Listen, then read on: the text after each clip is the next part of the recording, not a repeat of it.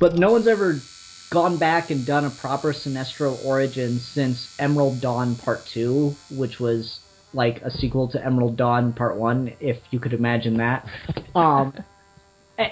And like, I don't like Emerald Dawn Part 1 because Hal Jordan's spending 90 days in jail for drunk driving and paralyzing someone. But most people hate Emerald Dawn, so... Yeah, I mean, it's not good. It's interesting, but it's not good. And the Sinestro origin in that is his origin, but it's not taken with the proper weight in my mind. Right. It doesn't have the right oomph to it, if you know what I mean. So I'd like to do a Sinestro origin, and I think that could blend in well with what you're talking about. Is, you know, say Green Lantern boot camp is like 3 months compared to the 3 minutes of the movie. Green Lantern boot camp's like 3 months, and then he's going off to do some apprenticeship with Sinestro for a while. Yeah. And make that's it very really much like an actual cop thing of they get followed or work with a senior officer for a few months before anything actually gets going.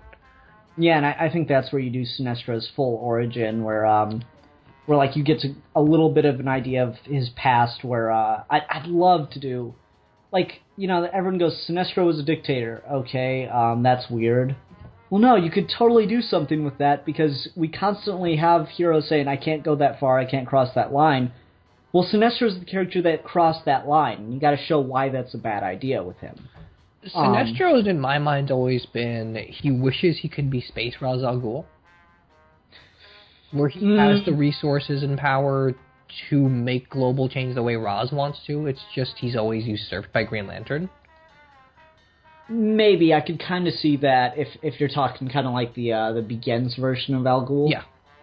Okay, I could kind of see that, but for me... Not eco-terrorist comic book version, but more of, these people are terrible, therefore they must die. I can kind of see that, but the way I'd look at it more is, you remember the Justice Lords episodes of Justice League? Yeah. Yeah, I'd look at it more like that. Okay, yeah, that makes sense. He just completely takes over the planet, and, you know, they ask him if they can have elections. That kind of stuff. Right. Where he's just gone crazy way too far with it and has crossed the line. And, you know, the good thing about Emerald Dawn Part 2 is they discuss how the hell the Ring let it happen, because it's supposed to have this, like, this moral code brought into it where no one's allowed to abuse the power of it. Right. And the reason that Sinestro was able to get around it was because he full-heartedly believed everything he was doing was right. That makes sense. Was like just. So that was a good detail, and so I'd probably keep a little bit of that, but just give it more weight than the story did. Yeah, I can agree with that. That sounds nice.